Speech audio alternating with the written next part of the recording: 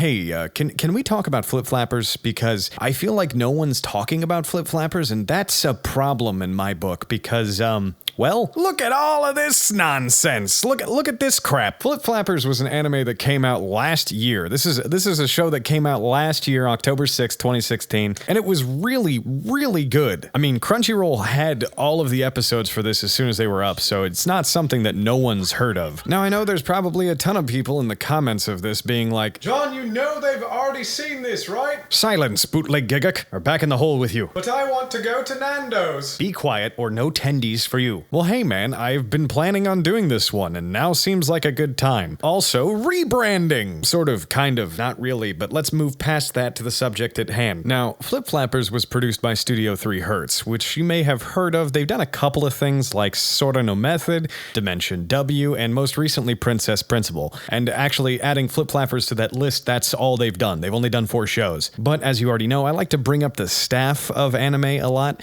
so let's just bring up Kiyotaka Oshiyama, which you may know from doing key animation for Gurren Lagann, The Secret World of Arrietty, the FMA movie Conqueror of Shambhala, Evangelion 2.0, and most notably now is doing 2 things in the future. Character design for Devilman Crybaby, which if you've not seen the preview for that, I highly recommend you check that out because it looks fucking badass. And most notably for me, and I'm sure a lot of other people, this guy's doing the mechanical design for Fooly Cooly 2. So if there's anything we can take out of this, it's that this guy's going to be working on some pretty important stuff in the future, so seeing this is probably a good example of what we're going to be dealing with. Also, let's not forget Yuniko Ayana, who is the writer of this show, who is mainly known for doing the script for Bakuman, which you should just already have watched at this point. It's really, really good. So what do you need to know about Flip Flappers going into it? I mean, from the outset, it looks like it's just a magical girl show with some pretty good animation.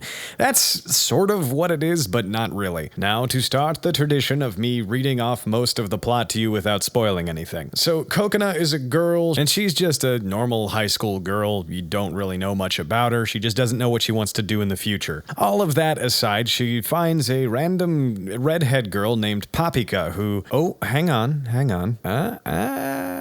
Oh, come on, man. I had the confetti and a giant Yuri flag ready to fly here. She drags her into this organization that's called Flip Flap. And what they do is send these girls into alternate dimensions that they call pure illusion. And this is where the show gets really fucking awesome. So mostly, each episode is episodic, and takes place in a completely separate universe, but they do the same thing every time. They're trying to find these amorphous crystal things. They're supposed to grant wishes, and they're highly sought after, not just by Kokona and Papika. There's another group of girls, oh, I'm sorry, that one's a boy, from a rival organization called Asclepius. Asclepius? Is that how I say that? I'm pretty sure that's how I say that. Whatever. They're the bad guys. And yada yada yada, plot. They have to work together in order to get these amorphous crystals. That's not really all that happens, but you know, that's about as much as I feel comfortable saying without spoiling everything for you. Now, I've told you the plot, but what is there to like about Flip Flappers to make you watch it? First off, the art direction is fucking phenomenal. Because they're always going into different dimensions, each episode has its own space, its own theme, and there is a crap load of detail poured into every single background and every single thing that has to do with all of the art for this show. Some of it may seem really simple, but in the direction of photography as well, the framing of everything works incredibly well. Now, that's really just the art direction, just the static images that I was going to talk about. We haven't even touched the animation. Holy shit, the animation of this is incredible. The fight scenes are smeared like a piece of bread with Nutella on it. Why did I write that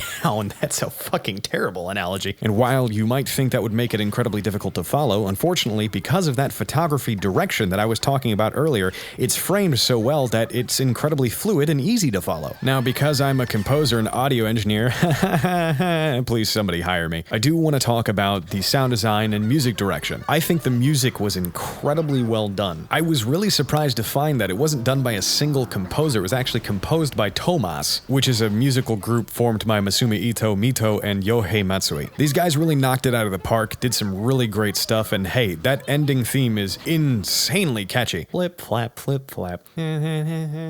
Oh yeah, I should probably talk about the plot. Now, here is the big catch about Flip Flappers. Unfortunately, what happens with Flip Flappers is that the first part of the season, the first 6 or 7 episodes or so, are really interesting. They're going from different places. It makes it really, really engaging for the viewer. And then they start to delve into why they're doing it and start to unravel the mystery. And unfortunately, Unfortunately, that kind of brings you out of what made the show really interesting in the first place. Some of the later episodes have these really jarring editing cuts that completely break you out of whatever you were watching beforehand, which on one hand is brilliant. It serves to show the disconnect between the imaginary and reality that the show was trying to give in the first place. Unfortunately, that doesn't really work with the average viewer. Now, does that mean that the mystery itself is uninteresting? Hell no. Actually learning about why these girls are actually doing this is one of the more entertaining things that happens in the show, and is definitely a bit of a tearjerker when you do actually find out why. There are a couple of unanswered questions like, who is this girl? What is she doing here? What purpose does she serve? But other than that, I still found it incredibly entertaining. Nothing on an animation or art standpoint takes a hit from this. It's still all beautifully directed and all of that. It's just from a story standpoint,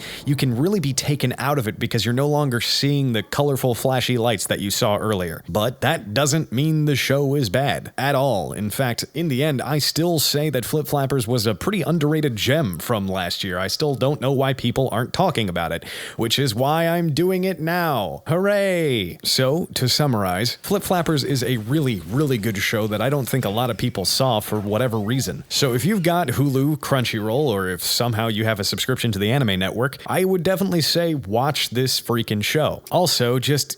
okay, come on, just...